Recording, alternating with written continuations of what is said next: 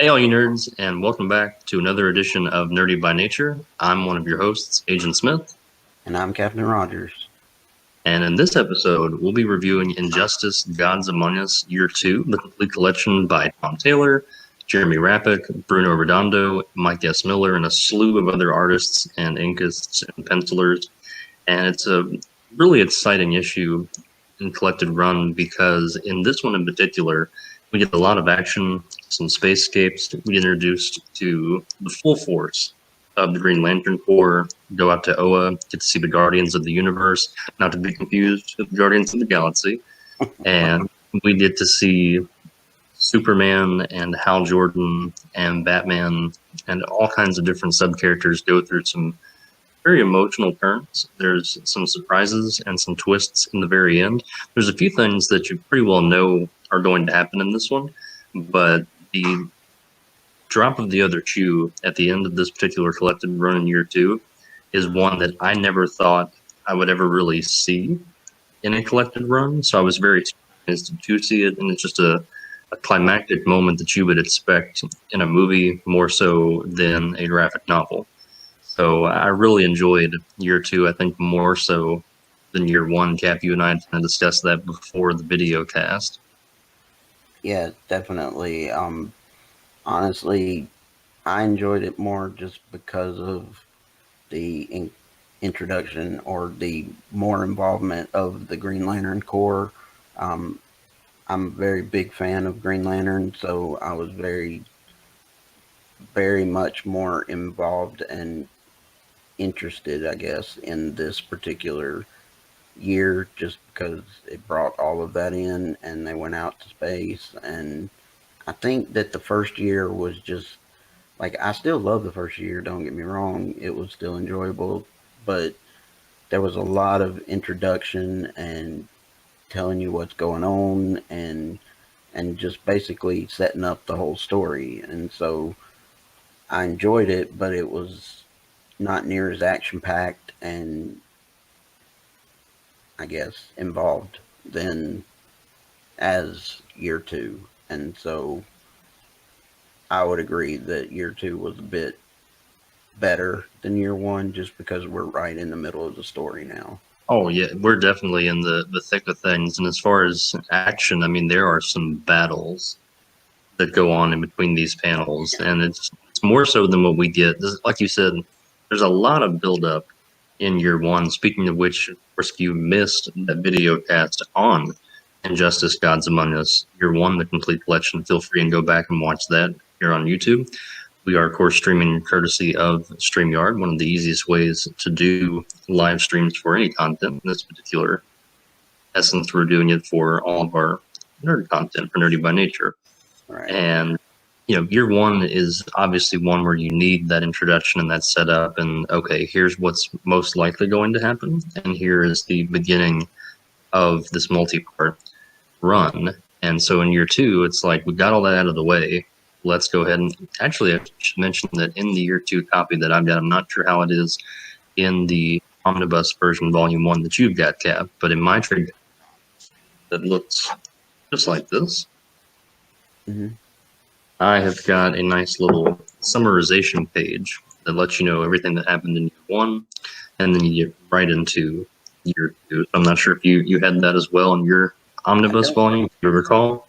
I don't recall seeing that, but it doesn't mean that it's not in there, or it may be like towards the back of the book instead of like, I don't know exactly where it is in the book if it's in there. Let me put it that way. And in all fairness, folks, if you can see this particular monster that Cap's got, it's a really big omnibus volume 1. It collects years 1 through 4. Do you got it handy? Oh yeah. Yeah, there you go. So it's, as you can see, it's thick with 2 C's. Oh, it is a massive collected edition. Whereas I, of course, typically tend to have the trade paperbacks, but beautiful artwork on the bind there, and really cool cover. Actually, I think, Cap, we mentioned this before the show started, that you would have preferred this to be the cover of your volume, which made sense. You're a big Green Lantern fan and Green Lantern Corps, so I get the the one for that, absolutely. Right. And before, because we're getting a little ahead of ourselves here and decided to talk about this particular year two run, let's take a moment, Cap, and go over some headlines, two big ones in particular. So, of course, May the 4th be with you was recent, just happened, and Star Wars Day is always fun, and there's always usually some kind of big news to break on May the 4th or even Revenge of the 5th for those of you that are on the dark side, dark cookies and milk, so can't blame you.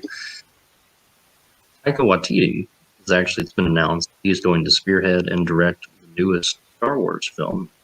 And we're super excited about that here at Nerdy by Nature for a number of reasons, because we really enjoyed the work that he did on Thor Ragnarok. He's also someone that has been involved with The Mandalorian on Disney Plus. He actually directed the finale of that episode, and he was a character on The Mandalorian. So it seems like anything that Taika touches, I'm not going to say turns to gold, but I mean, performs well. So I'm very excited about him working on a Star Wars project. Right. Definitely. I agree. I'm very excited about it. I did. I loved Thor Ragnarok. It was fun. It was funny, and it was an improvement from Thor: The Dark World.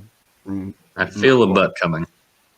But I just I hope that he does a good job of balancing the humor with the story, just because, which he did in The Mandalorian. So I'm not that concerned with it, but I just don't want whatever this movie is, whatever it's about. I just don't want it to be joke after joke after joke after joke after joke, because yes, there is humor and funny moments in Star Wars, but there's also a lot of very serious and heavy material as well.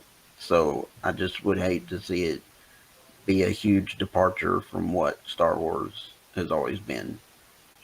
Right, You no, know, and that's fair to say because in Thor Ragnarok it was very jokey to the point that I think a lot of people had a sense of, okay, gosh, is this what Marvel movies have become in Phase Three? There's just a lot of forced comedy. Like, can we get back to the more serious melodrama of what these Marvel characters are going through on the right, big screen? And I think, like you said, Taika Waititi is going to have a good balance in whatever this particular film ends up being. We don't really know the plot yet or characters will be involved, where it's going to go after Rise of Skywalker. So we're going to have to wait and see.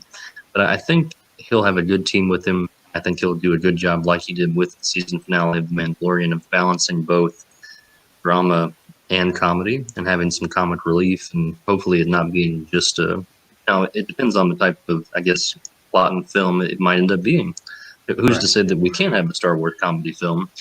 But That's I right. would definitely, for me personally, just for how much I enjoyed Mandalorian and the season finale, I would really like to see more of that in his Star Wars film. But I just will have to wait and see exactly what breaks on that story and where it goes, what direction he wants to take Star Wars franchise. And of course, I'm sure that Feige and company and others at Disney will have their hands in the pot and make sure that everything stays kosher with us, the fanboys and fangirls out there.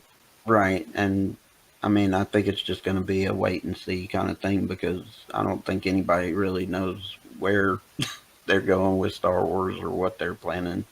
So, but I'm excited about it, like I said, and it made me, just talking about Taika Waititi and having just talked about Green Lantern, just reminded me of something funny. Um, I don't know if many people really realize it, but Taika Waititi was actually in the Ryan Reynolds Green Lantern movie, um, that nobody wants to acknowledge exists, even Ryan Reynolds and Taika Waititi. But it's funny because he plays his best friend, Hal Jordan's best friend, in the movie. And I remember seeing, I don't know if it was an interview or for something else. I can't remember what it was, but basically somebody asked him about that movie, and he basically, you could tell he was joking, but he basically acted like he didn't know what they were talking about. Like, what movie? I don't recall that. and it was it just talking about him and Green Lantern in the same sentence just made me think of that, and it was just Oh hilarious. yeah, no, definitely a comedic moment. It's one of those where you can't necessarily blame Taika for being like, I'm not really sure what you're talking about. We try not to talk about that project in Hmm. particular.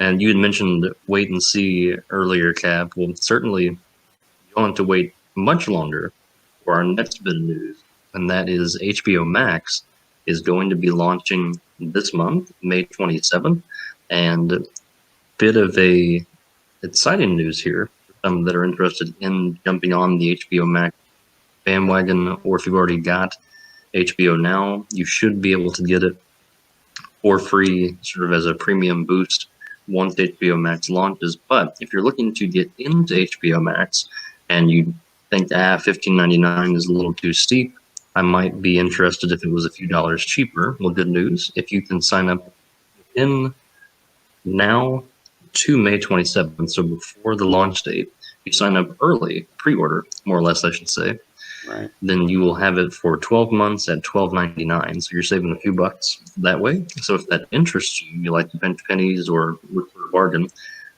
hard to find a better one than that. You're going to get access to all sorts of Warner Brothers content, DC content, Cartoon Network shows as well. I'm not sure exactly the full library, but it sounds like they're going to offer a lot of cool throwback shows. And if you're a Rick and Morty fan, they're going to have most of their episodes on there. Of course, we're not sure with season 4. We'll probably get that on Hulu and HBO Max around October-ish.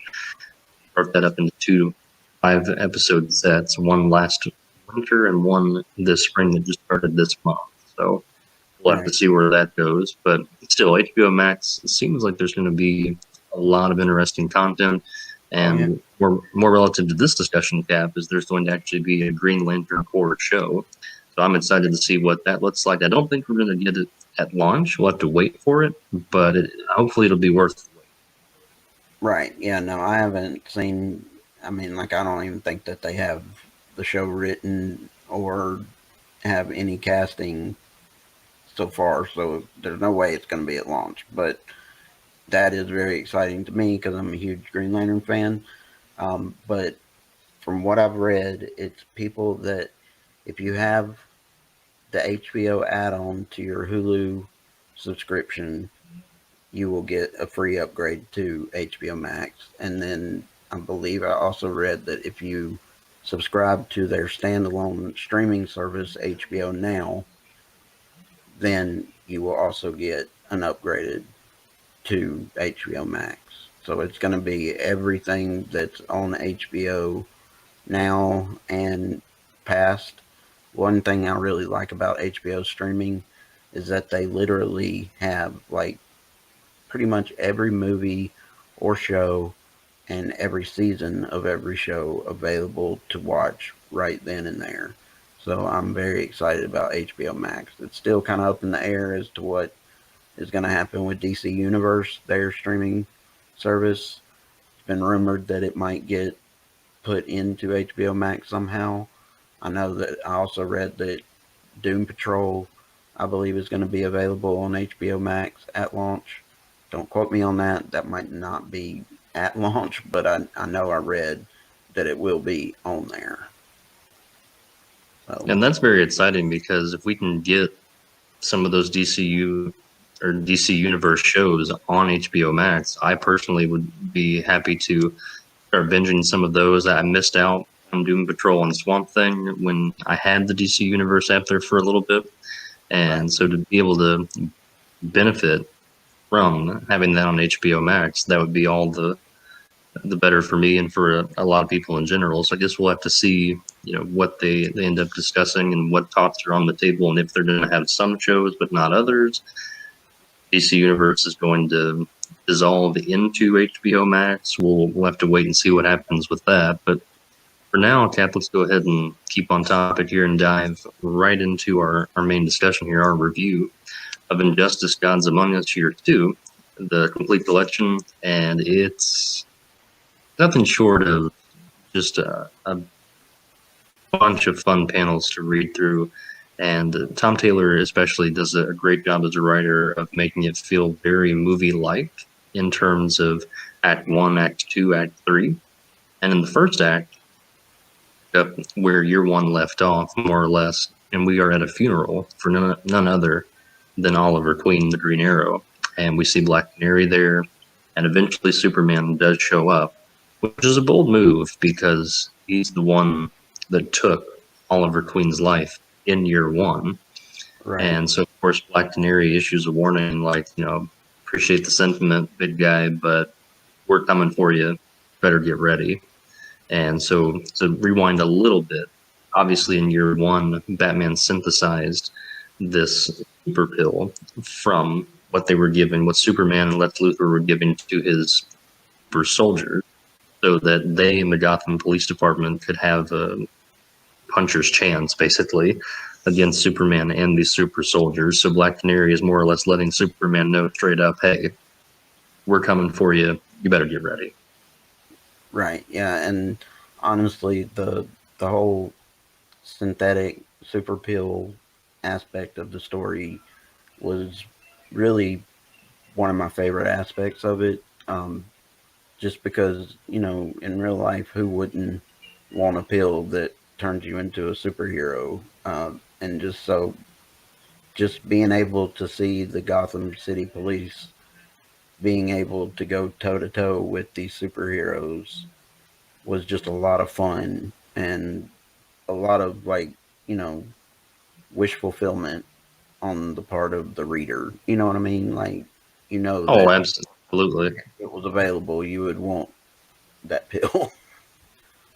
Oh yeah, that would be the hottest selling item on Amazon yesterday. Of course, especially for people like us, I think people would be willing to. I don't know, maybe the risk factor. You'd have to wait and see some YouTube videos of people trying it, I guess. But it definitely would be tempting. In the if nothing else, the concept is very cool for both year one and for year two, and to see it more applicable for the sub characters that don't have superpowers, such as the Jim Gordon or the Gotham Police Department. And it's just really neat to see them get that edge and essentially be on the same plane as these super soldiers Superman has unleashed in certain parts of the world. One of those places being Gotham. And we'll get to that in just a moment to talk about that more in depth, as there's some really cool moments throughout this year two run. But I wanted to take a moment, Cap, and talk about an early plot point, and that's Sinestro's. So we get introduced to not only the Green Lantern Corps in this year two collected run, but we also get the Sinestro Corps and Sinestro, which is probably arguably one of the cooler DC villains, I think, in my opinion, because he just looks evil. Like his name is practically sinister. It's Sinestro. Right. He's got the fear ring. He's got his Sinestro Corps. It's a band of gangly, gnarly, just evil individuals that he runs with and controls, essentially, both through fear and just by him being the alpha of course.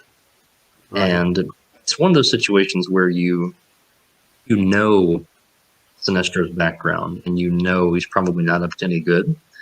You're not quite sure how he's going to trick Superman or Hal Jordan or other characters throughout this run. So you're like, all right, let's see where this goes.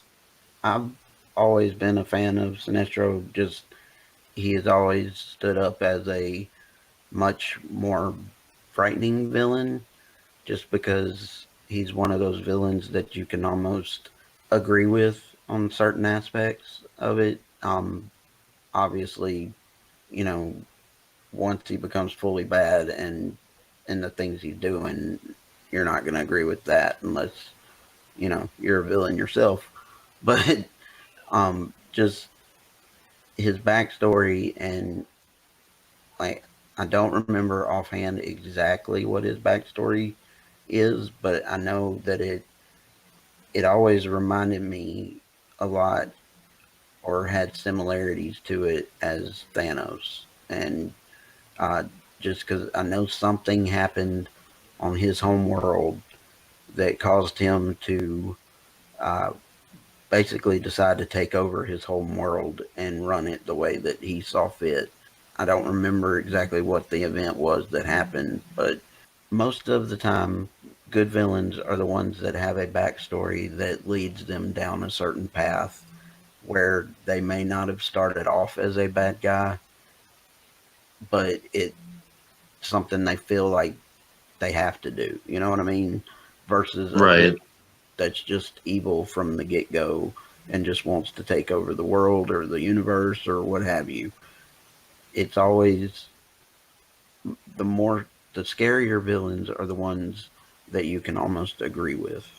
You know what I mean? Or relate to it in Relate some to, yeah. cases. Yeah, that's true. It's a very much so a good intentions gone wrong Right. type scenario, because of course at one point he was a part of Green Lantern Corps, and of Right. course he has a lot of different opinions about how the willpower is being divvied out and how much he could help his home planet without following the rules of the Green Lantern Corps, and so he goes off and does his own thing, very much in a Thanos-esque way of bringing balance, what he considers balance, to his home planet. And of course, Green Lantern Corps find out about this, find him doing this, and realize we need to strip him of his willpower ring right away.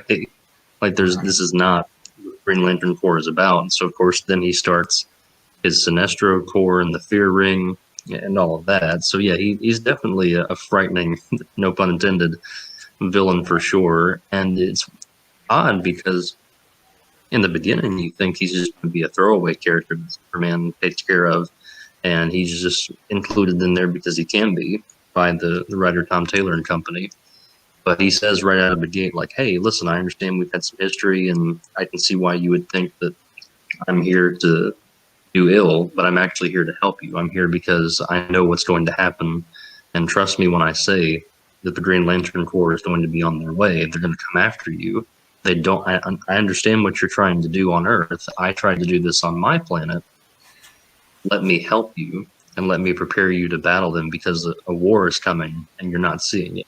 And throughout most of this year two, we see Sinestro doing certain acts of bravery or heroism, and all the while, I think he's trying to put this wool over both Hal Jordan and Superman's eyes. And I'll ask you, Cap, is this me? I kind of treated this year two like a movie in a way because it felt very cinematic from panel to panel.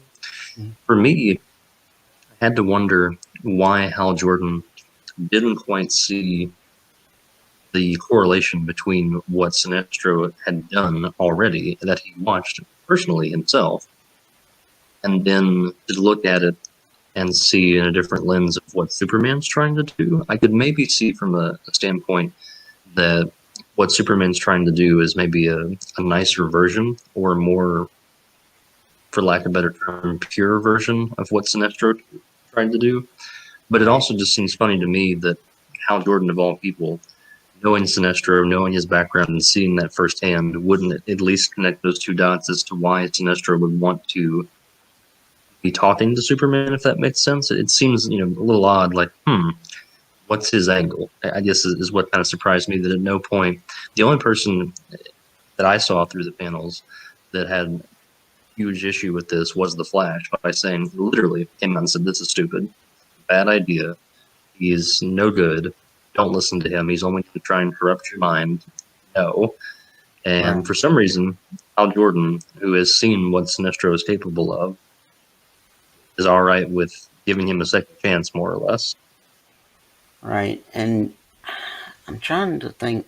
We discussed this the other day, and most of my thoughts on it were basically that um, I think, yeah, you would think that Hal Jordan would see it coming, but at the same time, knowing Superman and knowing who he is and who he's always been, I think it was just a matter of Hal Jordan didn't see it coming because, I mean, Superman is never given any kind of indication that he would be a villain. You know what I mean? Like, True, and I guess this is the Man of Steel after all, and it's somebody that Hal's known for a long time, and it's right, interesting because in year one we don't really see at all how Hal Jordan feels about what's going on. So in year two we get to see that he's actually very much on Superman's side. So I guess for him he's kind of blinded by that friendship, and really never thinks twice to make that correlation between the history that he has with Sinestro.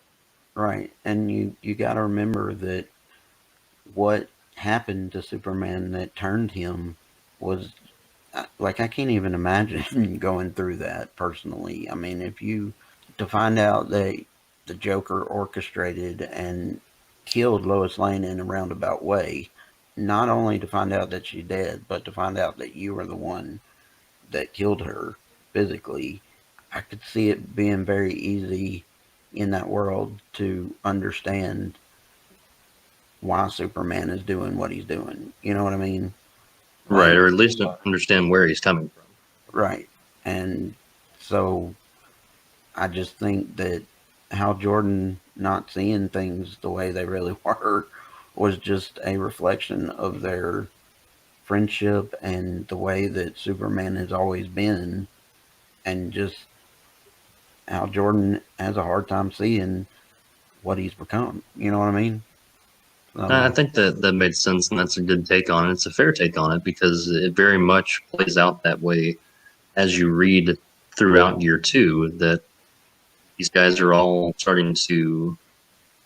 It's hard to see, but there's a bond forming between Sinestro, Hal Jordan, and Superman because he yeah, very much wants them to be on his side and see things from his perspective and make them think that he's turned over this new leaf. When in all reality, at the end of the day, he's really just trying to get them both on his side so that he can control them and ultimately, as most villains want, take over the universe. And I mean, what better left and right hand guys to have than Superman and Hal Jordan right, of the Green Lantern Corps? So it's a brilliantly evil plan, and we get to see that play out later in year two. But let's take a moment before we get to that and go back for a second and talk about the super soldiers versus our synthesized sub characters. Try and say that 5 times fast. It's really cool to see people like Jim Gordon and Montoya and Birds of Prey and Black Canary and so on and so forth use these synthesized pills that Batman has created as a means to have an even playing field with right, these super soldiers. And the cool panel that we get is when Jim Gordon is holding it. Some of the Gotham PD are grumbling as to why they were brought there, and it seems like these super soldiers are taking over and they're out of jobs. What's your point? And they're like, what's that? And he says, this is the equalizer. This is the game changer. And he takes the synthesized pill and then has one of his officers fire off a gun right to his head, right to the noggin, and bullet just ricochets off, falls to the floor, and it silences the rumbling Gotham PD crowd. And they're like, okay, this changes things. And then in later panels, you get to see them actually take the pills and take on these super soldiers and basically say, hey, this is still our town. So for me, I thought it was a pretty cool moment. How did you feel about it, Kev? oh yeah. I mean, like I said earlier, I thought it was a great moment, and it made the story even better just to see the normal everyday people getting involved and being able to go toe to toe with these superheroes or supervillains. I mean, like I said, who out of us would not want a pill to make them a superhero? I mean, that's just, I mean, especially most, you know, young men in the world, that's a dream, to be a superhero and to be in a comic book world. I mean, you know what I mean? So Oh it's yeah, for sure. It was neat just to see it play out throughout year two, no doubt. Of course, right, with all of those positives, there were some negative side effects, primarily for Jim Gordon. So, of course, earlier, man uses the bat signal to get Jim Gordon's attention and tries to tell him, like, look, I've planted these super soldiers. They're going to start cleaning up Gotham in ways that you couldn't. And I also want to know where Batman is. Don't lie to me. And of course, Jim Gordon legitimately has no idea where Batman is. And before Superman leaves to continue his search for Batman, he lets Jim Gordon know that he's got a pretty rough stage of cancer. And by taking this synthesized super pill, essentially heightens and speeds up that cancer. And so, unfortunately, we lose Jim Gordon towards the end of year 2, among some other key characters and sub characters as well. So it doesn't necessarily get bright at any point, which I guess is a bit ironic considering the Green Lantern Corps involved throughout the storyline. It does get pretty dark. So you could say it's the darkest night, the end there. And speaking of the darkest night in the Green Lantern Corps, as we've talked about throughout this video cast, and transition into our next talking point here, Cap. So there, as we find out in this year 2 run, is a war coming. Sinestro has already warned Superman about this. He tells him and Hal Jordan, the Green Lantern Corps is coming. They're not happy about what you're doing. They disagree with what you're doing. At one point, Ganthet, one of the Guardians of the Universe, comes and tells Superman just that. And Superman gets very upset in the sense that he knows they're kind of like Watchers in terms of Marvel. The DC version of the Watchers is the Guardians of the Universe for Oa. Right. And Superman asks, were you there? Were you watching when my home planet was destroyed on Krypton? You know, I don't, that doesn't really sit well with me. When you guys are so powerful, you could have stepped in and prevented this. Why do you just let things run its course? And of course, that goes back to the whole, you know, is it better to help in a situation that you know you can, or is it better to let history take its course and see which way it runs, you know, the whole butterfly effect, et cetera, et cetera.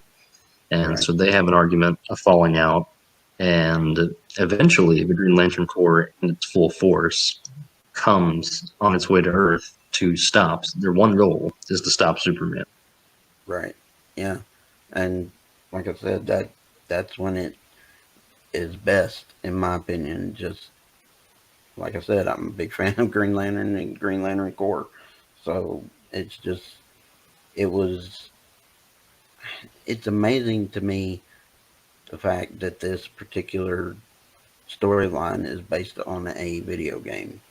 Because, I mean, every day we think, you know, when is there going to be a good video game adaptation of a, you know, a movie adaptation of a video game?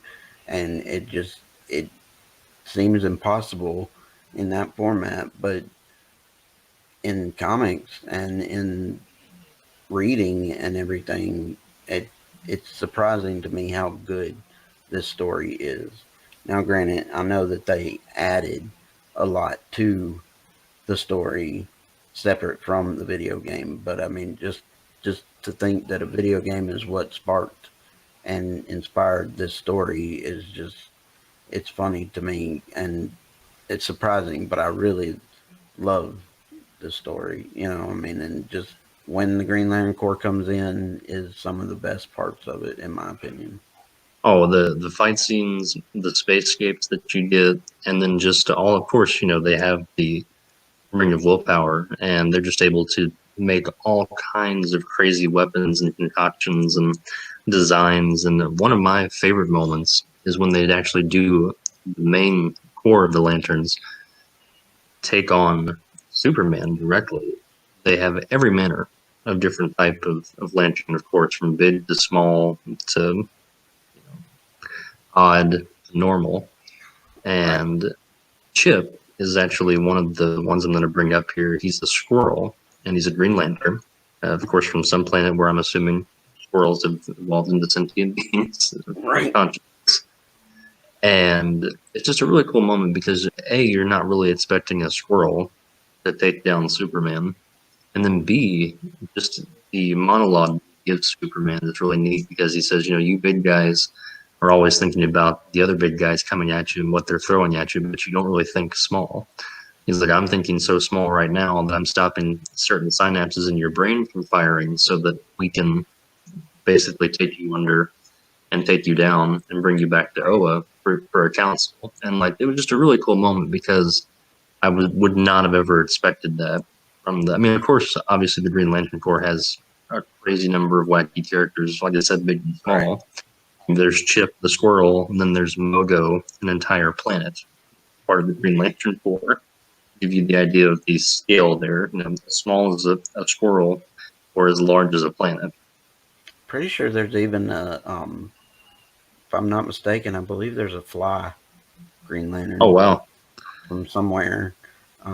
I'm pretty sure I've seen that in the past in Green Lantern uh, comics. So And I'd believe it because there's just every manner of different type of wild character in the Green Lantern Corps, because obviously we're dealing with the multiverse and planets and different galaxies and star systems and what have you.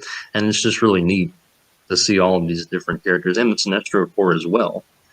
You know, right, on the other side of that. So seeing them both back and forth, and then the color scheme, of course, you get bright greens and yellows and all kinds of different colors when you're out in space. So the oh yeah, artists do a fantastic job, both oh in year yeah, one and in year two, and I would assume in year three. We haven't gotten there yet, so we'll right. have to see.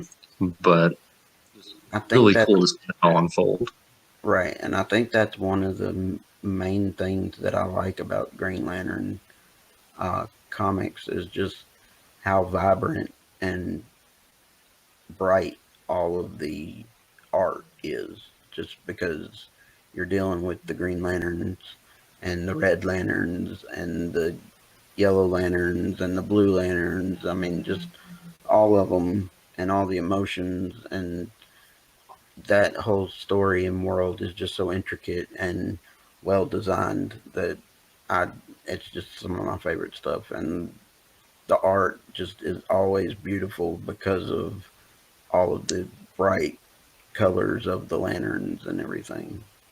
And I don't mean to end on a dark note here, Cap, but we do have to talk about the climax of year two. Would be remiss if we didn't, because it's a pretty Right. big reveal that I don't know about you, but I didn't really see it coming. And it's one that I mentioned earlier in the video cast that I wasn't sure if I would ever quite see something like this go down in a comic book, at least not for Hal Jordan, maybe for Superman, because he's always kind of, it's that fear of, well, what if he's bad, or what if he twists, what if he turns. But for Right. Hal Jordan, it was one where I thought, no, surely he's not going to go that route. But so towards the end, Sinestro basically has Superman and Hal Jordan, the Green Lantern, right where he wants them. Point that in the midst of this war that's come to Earth in the form of the Green Lantern Corps and Ganthet, essentially Sinestro is trying to help aid Superman and Hal Jordan against the Green Lantern Corps. And at one point, Hal Jordan's fiance or wife is in a bit of peril. She's free falling towards Mhm. the pavement there at the Air Force Base.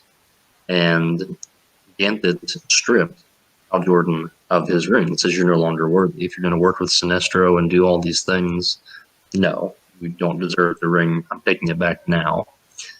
And Sinestro offers a fear ring and says, look, this is, you want to save her? You know what you have to do. So he uses, in the most Sinestro way possible, a dire situation to create now a Hal Jordan powered by the fear ring. And so we get a whole another personality out of Hal Jordan. It's just kind of that jaw dropping moment of what? Yeah. And the next one is where Black Canary finally comes through with her promise of, hey, we're coming for you. And Batman arms her with Batman or Alfred one arms her with a kryptonite bullet. And she ends up eventually in battle with Superman. And of course, she's the same synthesized super pill as the rest of them. So she's got a little bit tit for tat. She still needs ultimately that kryptonite bullet to really deliver that killing blow. But she purposefully aims a little bit left of his heart. And she said, I did that on purpose because I want you to suffer. The same way that Oliver did, Ollie did. And it ends up being a mistake, of course, because at the last minute, when you think that Black Canary's got Superman, obviously, of course, there's more collected editions, so we know it's not going to end right there. Right. But I didn't expect for Sinestro to save the day with a fear ring. And to see Superman with a fear ring in a black and yellow Superman costume was awesome, but also terrifying because then he takes out Black Canary with laser vision. And meanwhile, of course, Black Canary has a body cam, so she's recording all of this. Their plan, Batman Squad's plan, was to show the world how bad Superman's plan was and how he'd become. And what it really wound up doing was playing right into Sinestro's hands, because now, essentially, the world sees all of this. And so Superman is fueled by that fear ring and by all of the fear from pretty much the entire Earth. Right. And so he is able to send Ganthet and Mogo the planet. Remember, we had just mentioned that there's a planet in Lantern 4. He sends both of them with a fear beam, whatever you want to call it, all of his fear force hurling into the sun. I don't know if it shows it in the collected edition you have, and I don't recall seeing it in the omnibus, but there's one of the issues has Superman on the cover in his yellow outfit, like after he'd gotten the fear ring, and it's a really awesome cover. And I think it's basically, I think it's him on one side, and then I can't remember who else, but somebody else on the other side of the cover, and they're going at each other like ready to fight, and it's a really, really awesome cover. I'll try and find it later to send to you to show you. Yeah, And for sure. That'd be cool. I'll even, if I can find it, I'll post it in the Facebook group just to. That'd be good. Yeah, nice little cover art there for our discussion here on this video Right, cast. I like right. what you're thinking, Cap. So, And so I don't want to end on that dark note because, I mean, it does come to a kind of a climactic end where you're like, oh gosh, okay, well, where are we going to go from here in year 3? But we do get a slight silver lining or somewhat of a happy ending at the end because Dr. Fate steps in and is actually able to pick up Black Canary and says, you know what, I'm going to step in here and take her to, I'm going to revive her first and foremost, and then drop her off in another multiverse where Oliver Queen is still alive. And so then they essentially get to have their family, and it's as if none of these events had ever happened, and she had played her part. She'd done, and Dr. Fate more or less says, you've done everything that you could have. You know, I owe you this much in the world. You don't owe anybody else anything at this point. Live your life, and I'm out. So thank you for your time and what you tried to do. what characters like stood out to you in this year, or like were your favorite characters? To me, I think that because we got so much of the Green Lantern Corps, it'd be hard not to pick one of them. I think Kilowog was a big standout. I think he's just if you polled DC fans, I think he would be in your top 5 Lantern Corps characters of all time. I'd like to think, maybe not all time, but at least just as far as fan base goes, I think he's just a fan favorite. I'd like to imagine. Mm-hmm. But for me, Guy Gardner was really cool because he's just kind of that, you needed that comic relief throughout this year too, because there were some dark moments. And so I really liked him quite a bit. But I'm also a Deadpool fan, so that, cheesy knockoff random comedy, I'm all about sarcasm. I think that's why I liked Guy Gardner the most, is he was very sarcastic, and I feel like the Green Lantern Corps sometimes is over serious. So to have a guy like Guy Gardner, I think that was really nice. And then honestly, as much as I knew what was coming, and as much as I hated to see Hal Jordan turn, I really enjoyed Sinestro because I think they did him a service in this particular year 2 run, and I know he's not done, so I want to see what he does in year 3.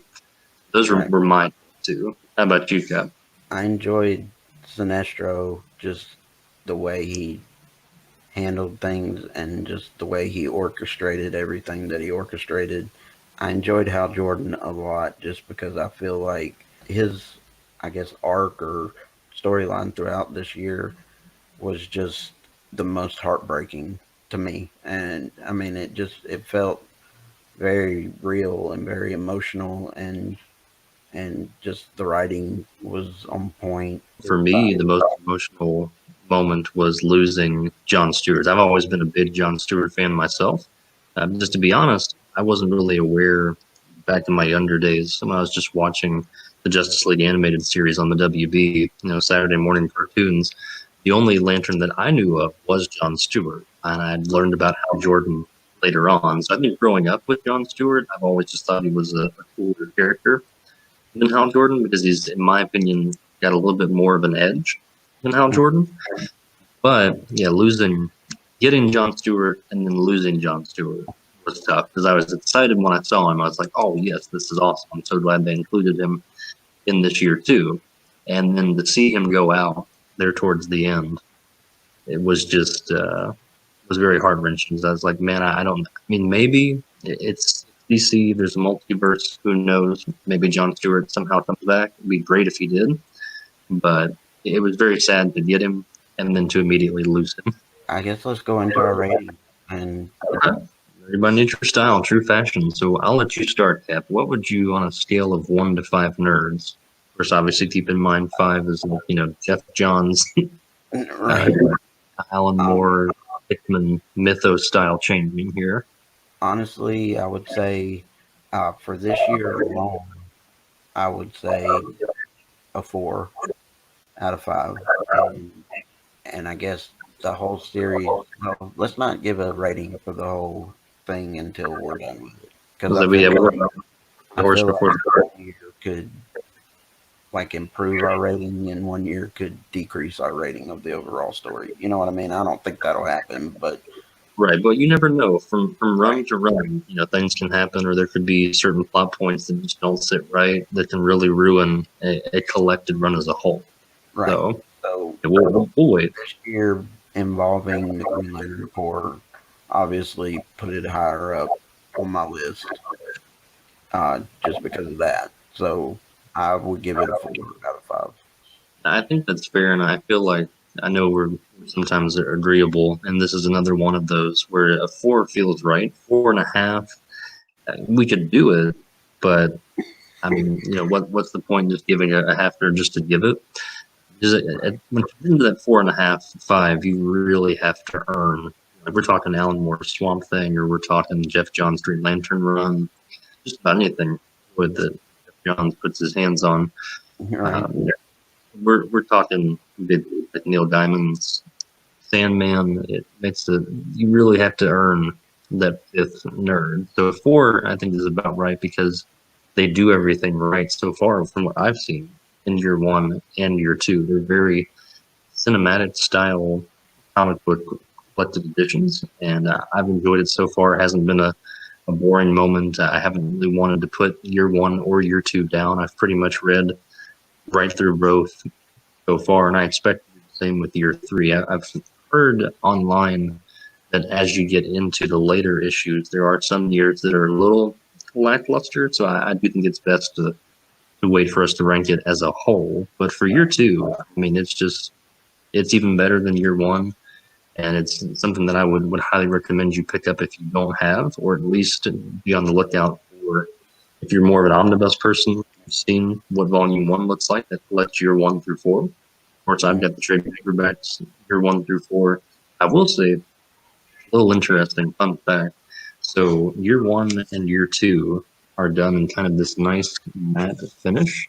So it Right. feels sort of like a hardcover, but it's still a trade paperback. And I personally wish that more trade paperbacks went to that matte finish. It's really nice that you get the same treatment on Silver Surfer Black by Donny Cates, which is a really cool book that I recommend to anybody. It's a big one, so you got the shelf space for it. It's a Right. long book, but it's just a really cool finish. And then on the 4th trade paperback, they revert back to this like shiny traditional. It's a little annoying for those that have a slight bit of OCD, like we do, Right. where we want things to look a certain way on our bookshelves. But we digress. But overall, I mean, we highly recommend Injustice: Gods Among Us year 2 and year 1. Pretty much so far, the whole collection seems to be on point. So we'll see what year 3 has for us moving forward. And so that, Cap, go ahead and wrap up this show and just be on the lookout for more content from your boys here in our next video cast. We will, of course, chronologically and logically be going forward with Injustice: Gods Among Us year 3. So very excited to see. It's really a pivot point now because Superman pretty much has most of the power. So I'll be interested to see if that swings back in Batman's way or if it becomes a featherball game of back and forth. And hard to say. Have to read year 3 and get back to you guys on that one. But definitely looking forward to it. Cap, any final thoughts before we close this out? No, I mean, I love this story and this run. So I believe that provided that everything is able to be released the way it's supposed to be released, the Volume 2 Omnibus is supposed to come out at the end of this year. If I'm not mistaken, it's either October or November, but it should be this year, and that'll collect the rest of the years in Injustice, which is I guess 5 through 7, I believe. So I'm excited about getting that. And I did also want to let people know, even though we are doing the video version of the podcast on YouTube now, there is still the audio only version that will stay on Anchor as well. So if you're not into the video format, then you can still listen to it in podcast form. So I just wanted to let everybody know that in case they thought that might have ended. It didn't. So, And that's cool, because some people are more into podcasting than or listening to a podcast than YouTube. So we like to try and give you both options here on Nerdy by Nature, as most people do in this day and age. We're adaptable. right. And so with that, signing off as always here on Nerdy by Nature, I am Agent Smith. And I'm Captain Rogers. God bless.